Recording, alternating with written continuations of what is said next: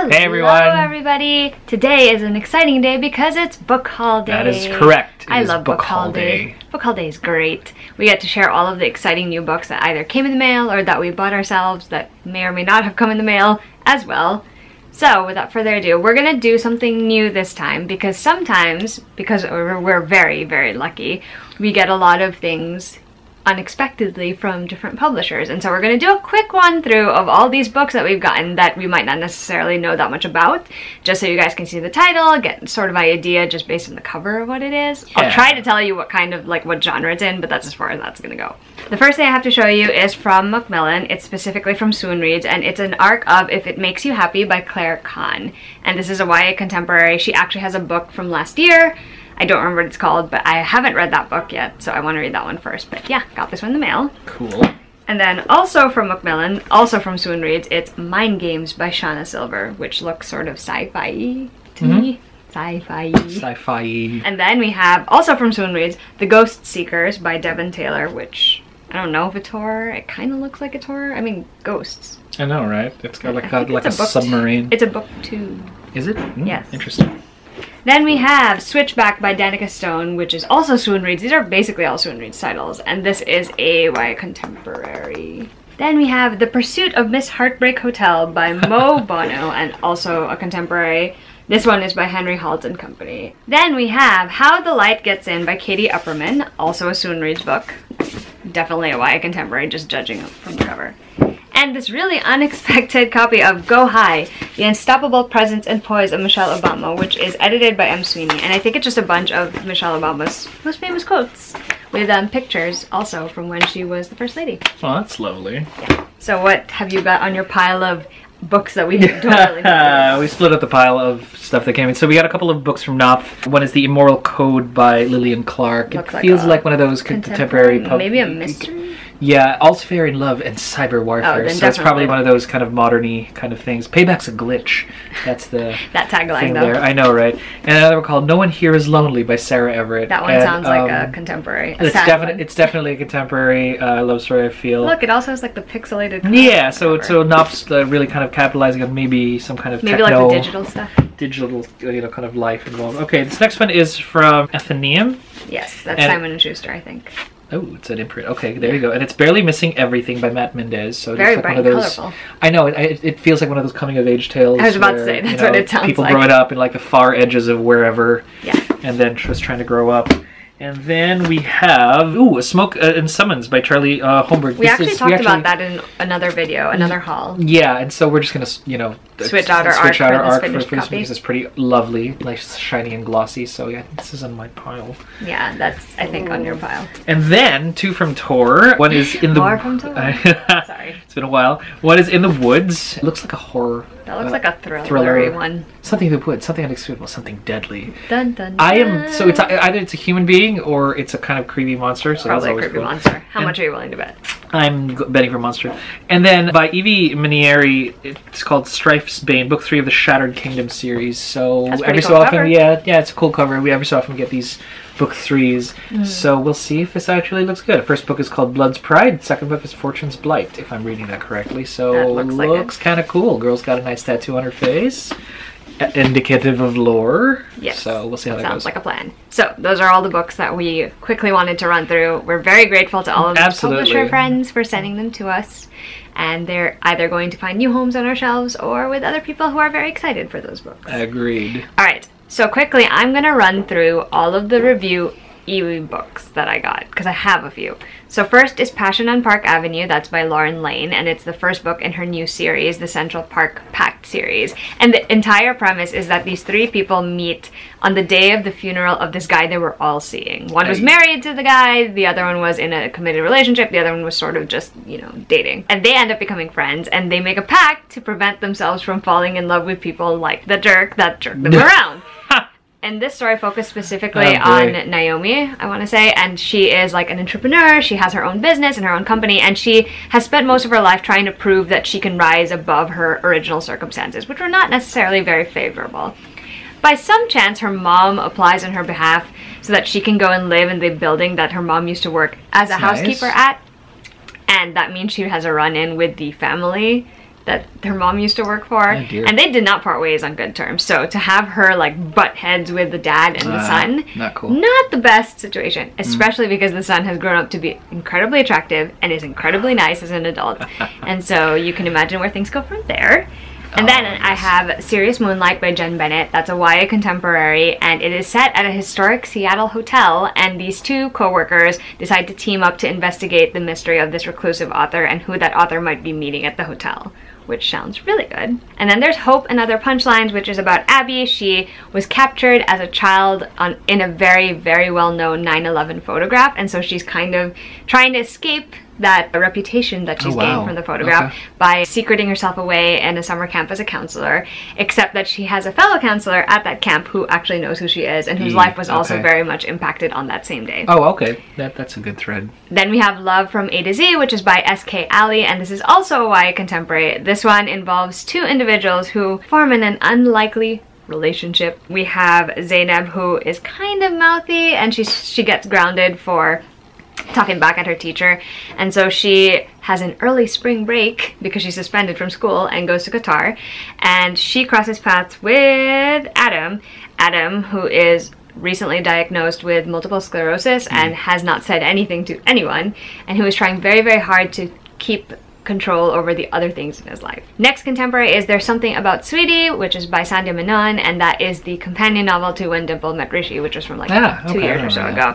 And in this one, Ashish Patel is kind of still heartbroken over the ex-girlfriend that broke up with him, and so he challenges his parents to actually set him up with someone better because they insist they will be able to do it. And he ends up getting set up with Sweetie, who is determined to make her mark on the world and to, you know, prove that there's more to her than what everyone thinks, and that her parents shouldn't just limit her. So I'm looking forward to reading that. And the last one on my eGalley list is Don't Date Rosa Santos, which is also a YA contemporary. It's about a girl named Rosa, and she is supposedly cursed by the sea, but really she feels more trapped than cursed by her familial circumstances between her two members of her family and between Florida and Cuba, which is where her roots are from. And so when she collides with Alex Aquino, who is a mysterious boy with tattoos of the ocean, she has to figure out if she can break the curse and find herself or find her place beyond the horizon, and it sounds so good. So I'm so grateful to Gallery Books, to Simon & Schuster, and to Disney Hyperion for access to all of these e-galleys, and I cannot wait to read them all.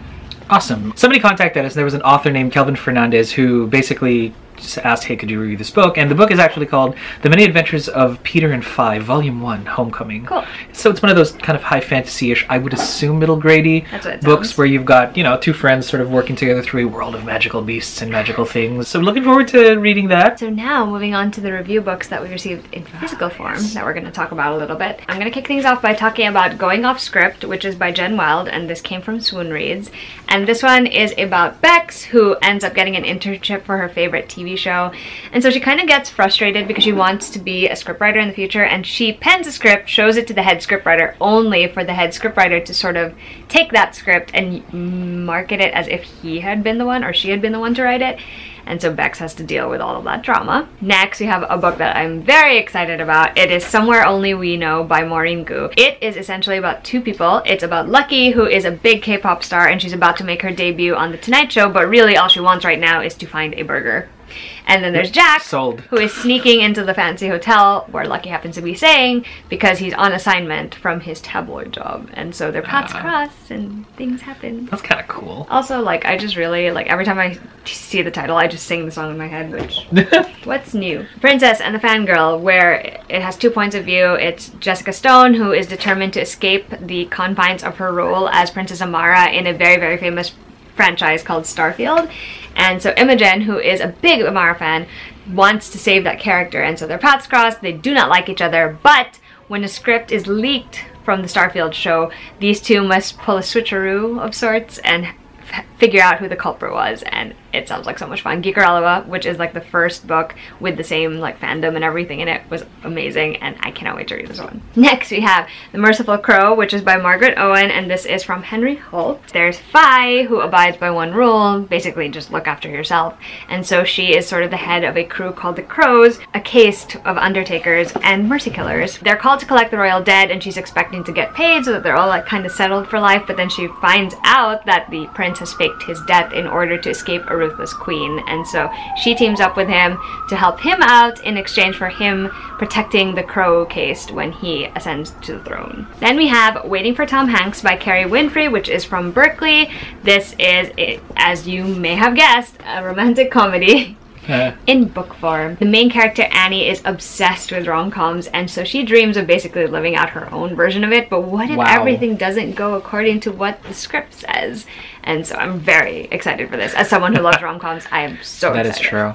I went through a rom-com phase. Still in a rom-com phase. That's true. Call It What You Want by Bridget Kemmerer, and yes, I just started singing the Taylor Swift. I was thinking exactly, Call It. Like when you said Call It, I'm like, It's another contemporary novel from Bridget Kemmerer, has two main characters. There's Rob, who goes from like a popular, well-liked lacrosse player to basically a social pariah when it's discovered that his dad has been embezzling funds from a lot of people in the town. He and his mom are also in charge of his dad's care after his dad's failed attempt at suicide.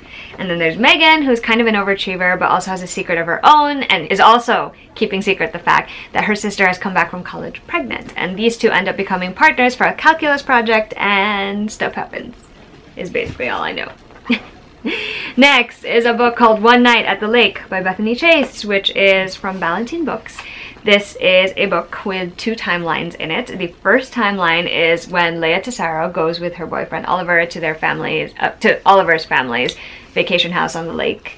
And then it flips forward to maybe like 7 years later, where Leia's best friend June is now Oliver's fiance, and they are returning to this lake house. And so trying to figure out what went on there. We'll find out. And the last physical arc I'm going to show you right now is The Grace Year by Kim Liggett, and this is from Wednesday Books, and the comp title for this is The Handmaid's Tale. The entire premise is that when girls turn 16, they're sort of, the way this world works is that they believe girls are like capable of enchanting and to release their magic and then like use it to control other people. And so they're released into the wilds and they have to fend for themselves and survive for their entire 16th year, so that when they return they're purified and ready for marriage. Tierney James is the main character, and she dreams obviously of a much better life than that one because that just sucks. But then she discovers that maybe it's not just the brutal wilds or the people that are trying to poach these girls that she'll have to deal with, but her own fellow females who might turn out to be her enemy. And it sounds really interesting, and I'm really curious to see what I think of this one. First book would be Polaris Rising by Jessie Mihalik. It's a space opera where a princess, the sixth in her family or such, has absolutely no political power or strength or agency, because that's what happens in political dynasties in space apparently. In order to like take her life into her own hands, especially after being betrothed, is, you know, just escapes and eludes the police for like 2 years, especially her jilted fiance. She gets thrown in prison with the devil of Fornax Zero, Marcus Locke. She's forced to sort of make a deal, fend for herself, and eventually get caught by her fiance, making her a political liability and losing all of her agency and making things worse for her clan, or cutting a deal with the devil. Where more and I love this line, but when you make a deal with an irresistibly attractive devil, you may lose more than what you bargained for. And I'm just like, interesting. So lovable rogue, potential kind of bad boy story in space. We'll see how space opera-ish this is, if ever. And then we have by M.M. Vaughn, Friendroid. It's cute. I would like to think it's one of those middle grade-ish, like graduating to teens, where a new kid moves into a new town and he's always kind of smiling. He's probably an android, I'm already guessing. And as they sort of investigate what's up with this kid, dangerous people start coming into town. So my guess is just like rogue science project of the government that now it escaped, or maybe it's a private company. I don't know. Wants to live his own life. But they just want to be friends for the summer. I'm looking forward to reading that one. We're going to show you two boxes that came in the mail, or I'm going to show you two boxes that came in the mail. First is a box for The Everlasting Rose. This is the second book in the Bells trilogy, duology. I'm not sure what it is. Let's see if I can even open the box. Oh, there's so much crinkly paper, guys. So much crinkly paper. Okay, so first is the card, of course. Oh, it's a finished copy of this book, which is much smaller than its previous book. This is The Everlasting Rose. It's the sequel to The Bells. The Bells, the first book in the series, is set in a world where only certain people have the ability to manipulate beauty, so they can change other people's appearances and stuff like that. And one of the most coveted positions ever is to become the queen's favorite, or the royal family's favorite, so you work on the royal family. And so Camellia, who is the main character, really, really, really wanted to be the favorite. And once she finds herself in that position, she realizes that there is a lot more going on politically and magically under the surface at the court than she ever could imagine. And this is probably the I don't know if it's the conclusion or if it's just the second book Either way, in the trilogy. Either way, it's basically what happens after all of the things that happened at the end of the bells. And this box seems to have one more thing in it. Ooh, this is pretty. Oh, it's actually an everlasting rose. Your everlasting rose is a real rose preserved to stay beautiful for more than a year. Look, it's a rose that's going to stay like pretty for a year. That's amazing. That is an excellent idea for this box. So perfect. So perfect. I'm a fan. So we're very lucky to be able to work with Disney Hyperion for a lot of the Rick Riordan Presents imprints titles. So we have a box for Sal and Gabby. Break the universe, because, you know, Sal and Gabby they break can't the be universe. normal kids. I love that. I love that so much. This is the Cuban one? I think so. So this is the card again. And it comes... There is a magic wand. Magic wand. How fun. That's because one of the main characters is a magician. There's another water bottle. Oh. I like this one though because it's cute. Sal and Gabby break the universe. Cool. Let's see. As usual, there's another card with like a little bit of info. Oh my gosh, this one talks about like what to eat at a Cuban feast. Cuban. Oh my god, look at all of that food. I'm like, Ropa vieja, of course, no magician would be able to perform any tricks without a deck of cards. Candy, of course. I'm getting hungry reading this card. I know, right? What is this? A question magic case. I wonder what it does. There's a coin. More tools for magic. Ugh. Okay. Little mini magic kit. So, like I said, the box was for Sal and Gabby Break the Universe by Carlos Hernandez. Look at this cover. It's so cute and so colorful. I know. So, this is, I'm pretty sure it's Cuban mythology or lore. And the main character, Sal, well, one of the main characters, Sal, is a budding magician. And he meets Gabby because he is in the principal's office in trouble for putting a raw chicken in Gabby's friend's locker. And so Gabby's there in defense of her friend, and then she realizes that there is a little more to Sal than meets the eye, and so it takes off from there. And I'm so excited to read this. I have just been enjoying the Rick Riordan imprint titles. I'm behind by 2 books. It's been so cool just to see like how all of these different authors are able to combine their myths and lore from their culture into such fun, very Rick Riordan style stories.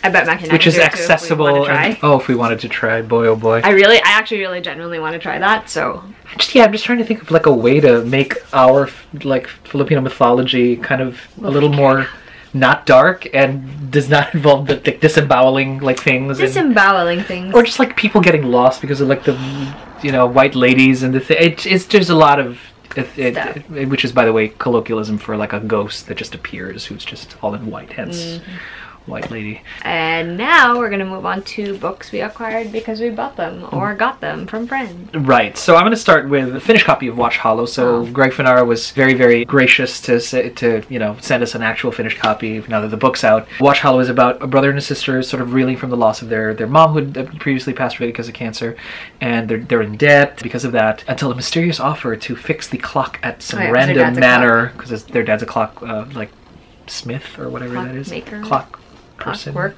I don't know. Cyberman. Anyway. No, not that. And discover sort of like that there's some crazy kind of magic going on. There's just a very kind of modern type. So creepy, it's a very kind of, I know it looks like a creepy kind of almost kind of Stranger-y Things, but with like the sunset. Stranger-y things. You know, but it's actually a fairy tale, kind of in a modern sense. And Greg was kind enough to send over. Yeah, we're like close now because I call it first.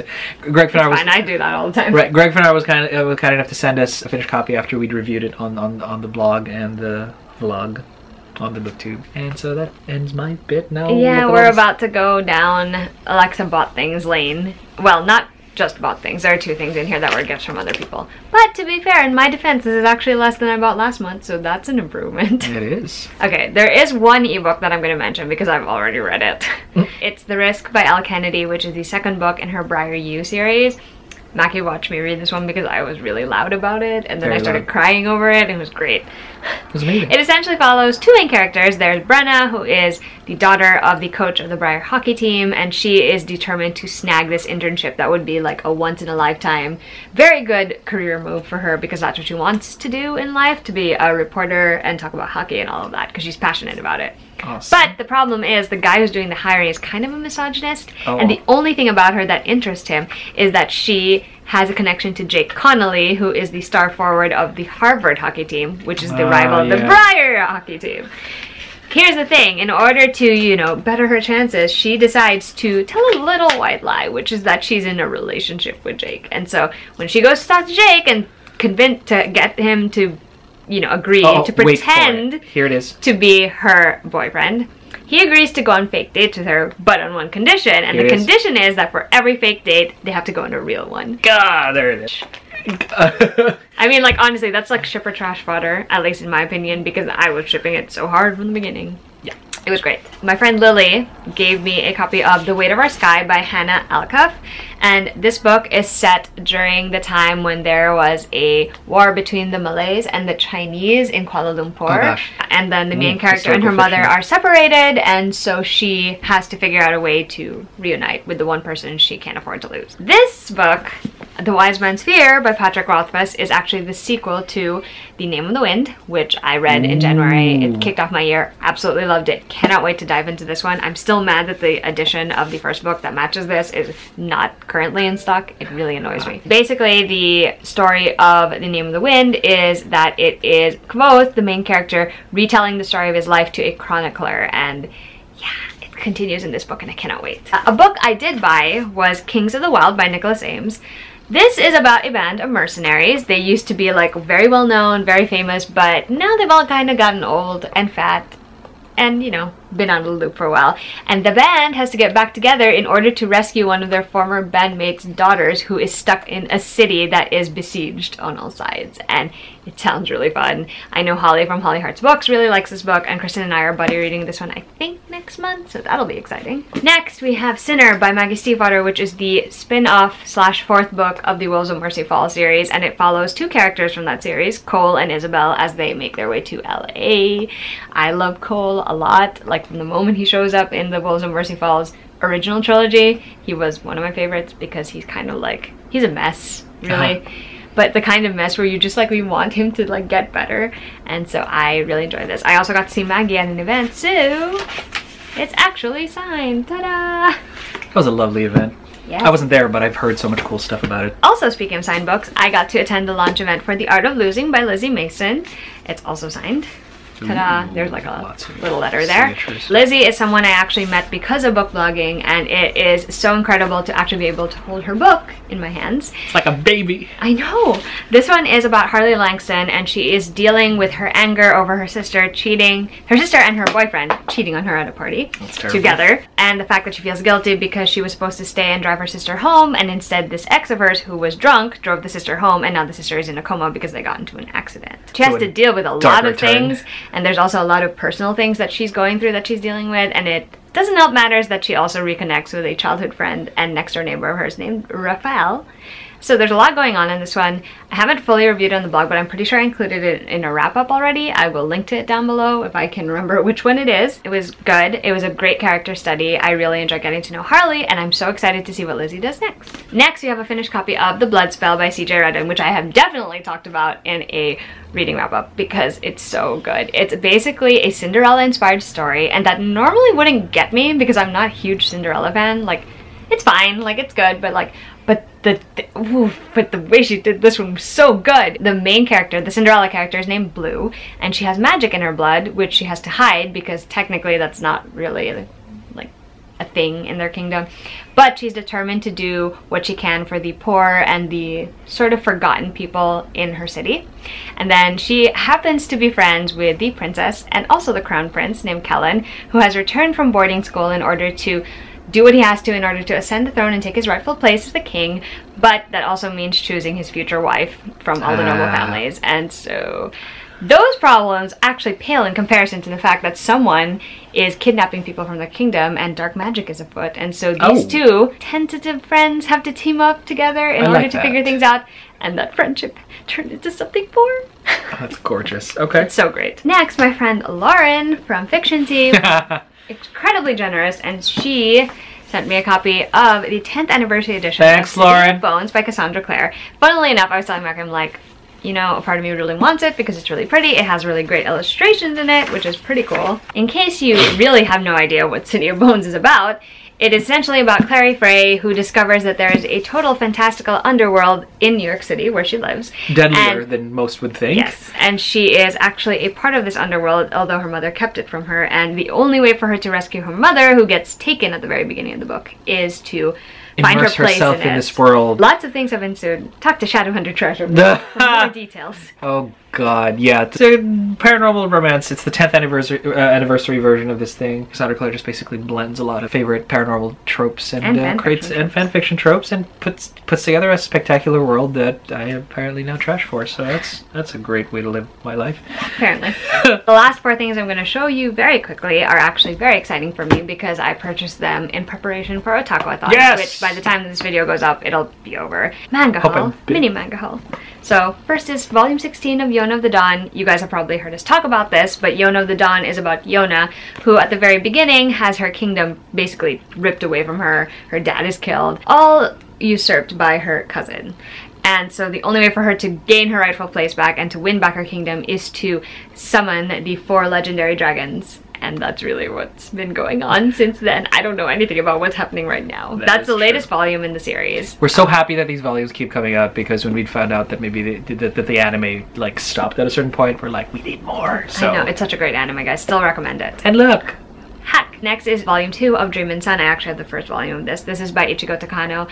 The entire premise of this is that the main character has decided that she no longer wants to live at home because she feels sort of neglected and overlooked when she's there. And so she meets this stranger in the park, and if she will answer 3 questions that he gives her, honestly, he will be willing to offer her a place to stay. Which I know sounds really suspect if you really think about it, but I promise it's so cute so far, and I can't wait to get to volume 2.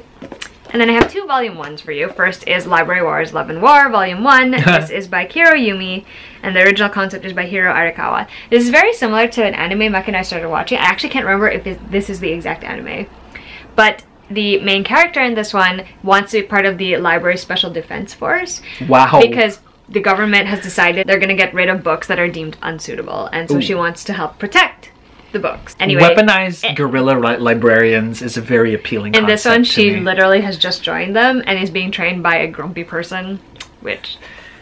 cute grumpy person, I'm sure. Oh yeah, she definitely cute. Kind of almost field captain-y in terms of, oh look at him, he's got like the thing. I do love a grump. And the last one I'm going to show you is Anonymous Noise by Ryoko Fukuyama.